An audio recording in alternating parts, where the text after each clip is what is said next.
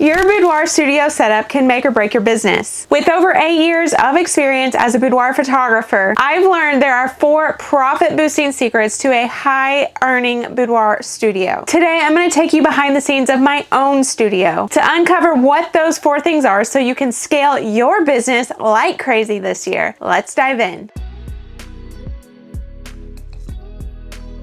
Hey, I'm Tracy and I help photographers stay forever booked out without the hustle. Be sure to grab my free guide outlining my 5 best tips to book clients without Facebook ads. The most important aspect of a 6-figure boudoir photography studio space is, of course, the light. And I chose my specific studio space for the lighting. It is exactly how I like to photograph my clients. Sure, sometimes I need to add a little bit of light here and there, but overall, the light is very natural and very pretty. And even better, I have 2 shooting rooms that have 2 very different types of lighting. One is more dark and moody, and the other has more light, so I can do more light and airy, or I can do very controlled, natural, perfect lighting. If you want more information about lighting specifically for boudoir, be sure to watch this video, the best natural light portrait photography tips for boudoir. I really think a 6-figure boudoir photography space should have several different setups. Personally, I have 2 bed sets. One is dark and moody with black silk sheets, while the other is the total opposite and has white silk sheets and it's more light and airy. I also have a gray wall that I shoot against, and it's just for more